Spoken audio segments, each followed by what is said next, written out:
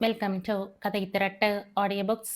இந்த வீடியோவில் நம்ம என்ன கதை கேட்க போகிறோம்னா, அங்கையர் கண்ணே சிறுகதை. நம்ம சேனலை இது வரைக்கும் சப்ஸ்கிரைப் பண்ணாதவங்க சப்ஸ்கிரைப் பண்ணுங்க. பக்கத்தில் இருக்கிற பெல் ஐகானை கிளிக் பண்ணி ஆல்ங்கிற ஆப்ஷனை ப்ரெஸ் பண்ணுங்க. ஸோ தட் நான் போடுற கதைகளை உடனுக்குடனே நீங்கள் கேட்கலாம். வாங்க கதைக்குள்ளே போகலாம். தஞ்சாவூர் ராமையா தனது நாதஸ்வரத்தின் மூலம் அபரிமிதமான சங்கீதத்தை பொழிந்து கொண்டிருந்தான். எங்கள் ஊர் உற்சவத்திற்கு அவனை அழைத்திருந்தது எங்களுக்கெல்லாம் எவ்வளவோ பெருமையாயிருந்தது. இப்பொழுது அவன் ராக மாளிகை வாசிக்க ஆரம்பித்து விட்டான். நடுத்தெருவில் சுவாமியையும் அம்மனையும் எழுந்தருள செய்துவிட்டு எல்லோரும் மெய் மறந்து அவன் சங்கீதத்தை அனுபவித்துக் கொண்டிருந்தோம். ராமையா ஸ்வரங்களை உதிர்த்து தள்ளினான். அவை காற்றுடன் கலந்து எங்கள் பெருமையையும் ராமையாவின் மேதமையையும் காட்ட வெகு தூரம் சென்றன. ஹர ஹர ஹர என்ற கோஷம் வேத பாராயண கோஷத்துடன் கலந்து கொண்டது. சாயங்காலம்தான் அவன் கச்சேரி இருக்கிறதே, இப்பொழுது எதற்கு இப்படி சுவாமி ஊர்வலத்தை தாமதப்படுத்துகிறான் என்றார் என் பக்கத்தில் இருந்த ஒரு பேர்வழி. அட மனுஷா என்று நினைத்து கொண்டு அந்த ஞான சூன்ய பேர்வழியை விட்டு அப்பால் நகர்ந்தேன். அப்பொழுது நான் ஒரு அதிசய காட்சியை காண நேர்ந்தது. ஒரு இடைப்பெண் தலையில் ஒரு கூடையுடன் நின்று கொண்டிருந்தாள். அந்த கூடையில் ஒரு பெரிய பானை, அதன் மேல் மற்றொரு பானை, அதற்கும் மேலே ஒரு பித்தளை பாத்திரம். இவ்வளவையும் சுமந்து கொண்டு அவள் இரு கைகளையும் கூப்பி சுவாமியை வணங்கியபடி நின்றாள். கூடை விழுந்து தொலைய போகிறது என்று என் மனதில் அச்சம் தோன்றியது. அவளிடம் சொல்வோமா என்று நினைத்தவாறு அவளை நெருங்கினேன். ஆனால் ஒரு கணம் அப்படியே மெய் மறந்து நின்று விட்டேன். அவள் சுவாமியையே உற்று நோக்கி கொண்டிருந்தாள். அவளுக்குத்தான் என்ன தெய்வ பக்தி! நான் ஏதும் சொல்வதற்குள்ளேயே அவள் சடக்கென்ற வலக்கையால் கூடையை பிடித்து கொண்டு திரும்பி வேகமாக நடக்கலானாள். நானும் என்னை அறியாமல் அவளை பின்தொடர்ந்தேன். அந்த கும்பலில் அவள் வெகு சுலபமாக வளைந்து வளைந்து கையால் கம்பீரமாக வழியில் இருப்பவர்களை விலக்கி கொண்டு சென்றாள். அந்த கையின் அசைவில்தான் என்ன லாவகம், என்ன அலட்சியம்! அந்த கும்பலில் அவளை பின்தொடர நான் பட்டப்பாடு. அப்பொழுது பவனி வந்து கொண்டிருந்த சுந்தரேசருக்குத்தான் வெளிச்சம். நான் திடுக்கிட்டேன். அவள் என் வீட்டின் வாசலிலேயே நின்று விட்டாள். அவளை கண்டதும் என் மனைவி சாவித்ரி சிரித்து கொண்டே வந்து தயிர் வாங்கி கொண்டு போனாள். அதை உள்ளே வைத்துவிட்டு திரும்பி வந்து, இந்தாடி குழந்தையை வைத்துக்கொள், நான் சுவாமியை பார்த்துவிட்டு வருகிறேன் என்று குழந்தையை அவளிடம் கொடுத்துவிட்டு போனாள். குழந்தை ராஜாவும் அவளிடம் கொஞ்சி விளையாடினான். அப்பொழுதுதான் நான் அவளை நன்றாக கவனிக்க முடிந்தது. அவளுக்கு 16 வயது இருக்கும். யவ்வனத்தின் அழகு பொலிவு பெற்று விளங்கியது. இடுப்பில் சிவப்பு புடவையுடனும் உடம்பில் மஞ்சள் பூச்சுடனும் தங்க பதுமை என விளங்கினாள் அவள். விசாலமான நெற்றியில் பூசணி விதையைப் போல குங்கும திலகம் இட்டு கொண்டிருந்தாள். கைகளில் பல வர்ண கண்ணாடி வளையல்கள், கழுத்தில் கருகமணி மாலை, தலையை அசட்டையாக அள்ளி செருகி இருந்தாள். கட்டுக்கு அடங்காத கூந்தல் இழைகளிலே 2 3 முன்னே வந்து காற்றில் மெதுவாக அசைந்தாடியது அவள் முகத்துக்கே ஒரு தனி அழகை கொடுத்து கொண்டிருந்தது. உன் பெயர் என்ன என்றேன் நான். அவள் வாய் திறவாமல் சுண்டு விரலால் தன் இரு கண்களையும் மையிடுவது போல தீட்டி காண்பித்தாள். கண்ணம்மாவா என்றேன். அவள் இல்லை என்பதற்கு அடையாளமாக தலையை அசைத்துவிட்டு மீனாட்சி அம்மன் கோவிலை நோக்கி கும்பிட்டாள். 10 வருஷம் பரதநாட்டியம் பழகினவர்கள் கூட அவ்வளவு லாகவத்துடன் அபிநயம் பிடிக்க முடியாது என்று தோன்றியது எனக்கு. மீனாட்சியா என்றேன். இல்லை என்ற தலையை அசைத்தாள். விசாலாட்சியா என்றேன். அவள் முகத்தில் புன்னகை தவழ்ந்தது. என் மட்டித்தனத்தை கண்டு அவள் கேலி புன்னகை பூத்தாள் போலும். அதற்குள் என் மனைவி திரும்பி வந்துவிடவே அவளிடம் குழந்தையை கொடுத்துவிட்டு கூடையை எடுத்து கொண்டு கிளம்பிவிட்டாள் அந்த இடைப்பெண். போகும் முன் கடைக்கண்ணால் என்னை ஒரு பார்வை பார்த்துவிட்டு சென்றாள். நான் அகமகிழ்ந்தேன். சாப்பிடவில்லையா என்ற என் மனைவியின் குரல் என்னை இந்த உலகத்துக்கு கொண்டு வந்தது. நான் உள்ளே சென்றேன். அந்த பேரழகையை பற்றி அறிந்து கொள்ள அவா கொண்டு. ஆமாம், நீ பாட்டுக்கு குழந்தையை தயிர்காரிக்கிட்டேயும் பால்காரிக்கிட்டேயும் கொடுத்துவிட்டு போய்விடுகிறாயே என்ற பேச்சை துவக்கினேன். ஏன், நீங்கள் தான் காவல் இருந்தீர்களே என்று சொல்லி சிரித்தாள் சாவித்ரி. அந்த பெண் யார்? அவளா? பால்கார பார்வதியின் பெண். அழகாக இல்லையா அவள்? அதனால் தான் கேட்டேன். அவளுக்கு இருப்பது போல் நீண்ட கருவிழிகள் தோன்ற, நீங்கள் எல்லாம் மையை தீட்டிக்கொண்டு என்ன பாடுபடுகிறீர்கள் என்று நான் சிரித்தேன். என் மனைவியும் சிரிப்பில் கலந்து கொண்டாள். அவள் கண்களை நீங்களும் கவனித்தீர்களா? எனக்கு அவைகளை பார்க்கும் போதெல்லாம் பாப்பநாசத்து மீன்களின் ஞாபகம் வரும் என்றாள் சாவித்ரி. என் மூளையும் ஏதோ யோசனை செய்ய ஆரம்பித்தது.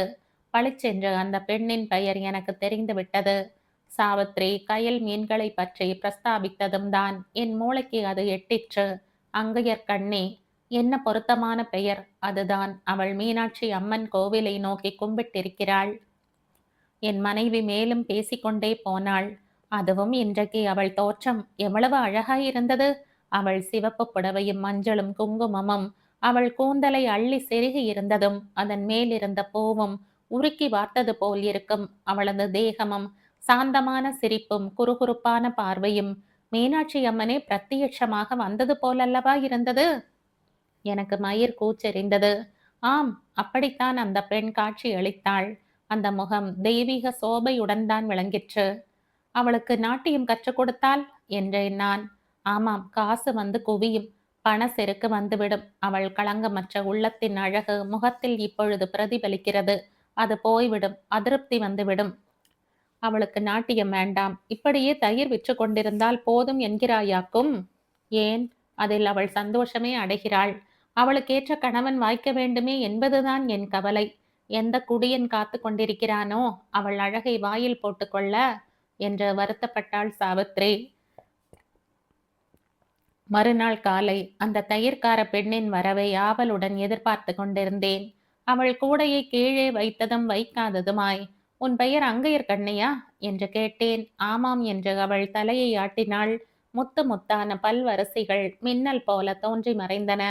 செக்கச்செவேல் என்று அவளது அதரங்கள் வெற்றிலை பாக்குடன் விளங்கின. உனக்கு கூட தெரிந்துவிட்டதே என்பது போல இருந்தது அவள் சிரிப்பு. மறுகணம் தலை கவிழ்ந்தாள். ஆனாலும் அந்த இழைகளால் அவள் கண்களின் சஞ்சலத்தை மறைக்க முடியவில்லை. லஜ்ஜையால் முகம் சிவந்து விட்டது. நான் எழுந்து உள்ளே சென்று விட்டேன். அடுத்த நாள் எங்கள் வீட்டு வேலைக்காரி சண்டை போட்டு கொண்டு நின்று விட்டாள். ஆகவே அன்று என் மனைவி அங்கையர் கண்ணியை கூப்பிட்டு வீட்டு வேலைகளை செய்ய சொன்னாள். அவள் கையை வீசி துடைப்பத்தை போட்டு பெருக்கும் போது ஏதோ அபிநயம் பிடிப்பதாகவே எனக்கு தோன்றியது. அவள் தன் வேலைகளை சீக்கிரமே முடித்து கொண்டு தயிர் வேர்க்க கிளம்பிவிட்டாள். அதில் இருந்து அங்கையர் கண்ணி எங்கள் வீட்டிலேயே வேலை செய்ய ஆரம்பித்து விட்டாள். தயிர் விற்கும் வேலையை அவள் தாயாரோ எடுத்து கொண்டு விட்டாள். வீட்டில் எல்லா வேலைகளும் நன்றாக நடந்தன. காலையில் 5 மணிக்கே அங்கையர் கண்ணி வந்து விடுவாள். சாயங்காலம் வரை எங்கள் வீட்டிலேயே இருப்பாள். சாவித்ரி எள் என்பதற்கு முன் எண்ணெய் என்று நிற்பாள் அவள். ஒரு விசேஷம் என்னவென்றால், அவள் என் எதிரில் நின்று பேசினதே கிடையாது. அவள் எஜமானியுடனாவது ஏதாவது பேசுவாளோ என்னமோ எனக்கு தெரியாது.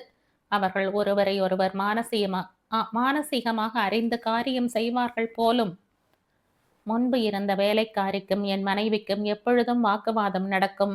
வேலைக்கார கந்தனும் அந்த வேலைக்காரியை கண்டால் எரிந்து விழுவான். இப்பொழுது அவன் அங்கையர் கண்ணியிடம் எரிந்து விழுவதே இல்லை. ஆகவே அழகும் அமைதியும் எங்கள் வீட்டில் குடிகொண்டன. வீடு சுத்தமாயிருந்தது. தன் வேலை முடிந்ததும் குழந்தை ராஜாவை தூக்கி வைத்துக் கொள்வாள் அங்கையர் கண்ணி. அவனுடன் ஏதோ கொஞ்சுவாள். ஆனால் நானோ கந்தனோ வந்தால் சட்டென்று நிறுத்தி விடுவாள். கந்தன் 10 வயதில் எங்கள் வீட்டுக்கு வந்தவன். 15 வருஷங்களாக எங்களுடனேயே இருக்கிறான். மூக்கும் மொழியுமாய் நல்ல வசீகரமான தோற்றம், அகன்ற மார்புடன் திடகாத்திரமான சரீரத்தையும் பெற்றிருந்தான். அவனை பார்க்கும் போதெல்லாம் எனக்கு அர்ச்சுனன் ஞாபகம் வரும். ஒரு நாள் திடீரென்று என் மனதில் ஒரு எண்ணம் உதித்தது.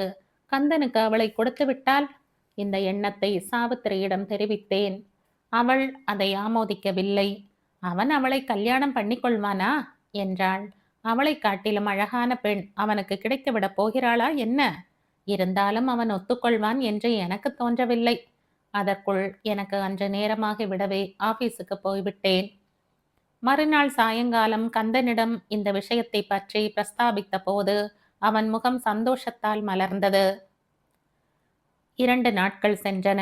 நான் சாவித்திரியிடம், அங்கையர்க்கண்ணியின் தாயாரிடம் இந்த விஷயத்தைப் பற்றி சொல்லி நச்சரித்தேன். அவள் என்னவோ அதில் ஊக்கம் காட்டவில்லை.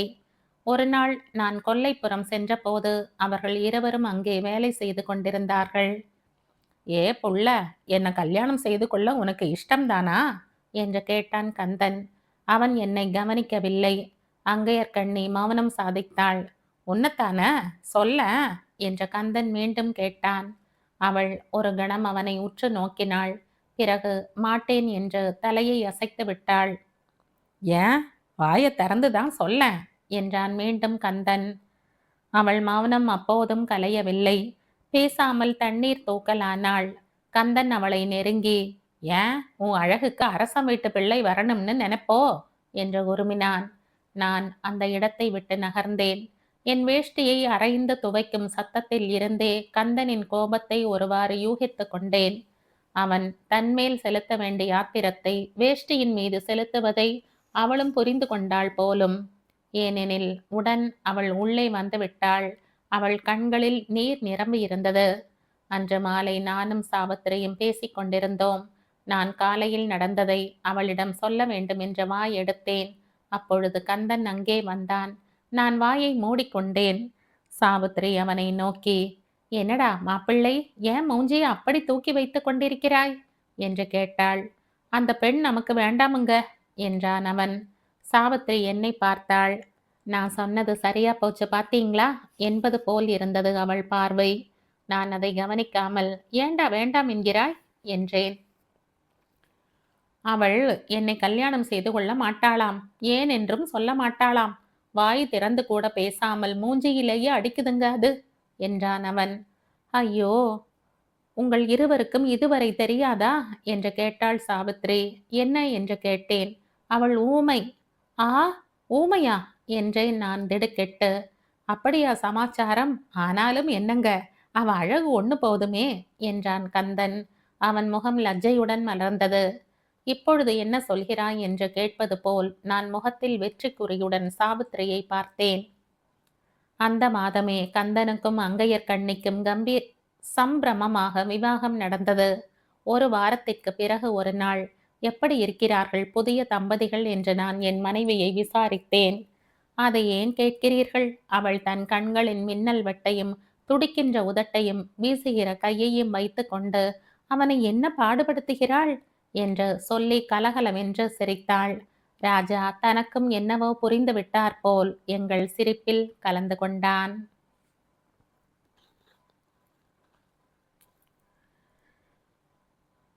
இதோடு இந்த கதை முடியுது. இந்த கதை உங்களுக்கு பிடிச்சிருந்தா லைக் பண்ணுங்க, ஷேர் பண்ணுங்க, சப்ஸ்கிரைப் பண்ணுங்க. மற்றும் ஒரு இன்ட்ரெஸ்டிங்கான கதையோட அடுத்த வீடியோல சந்திப்போம். பாய். Thank you.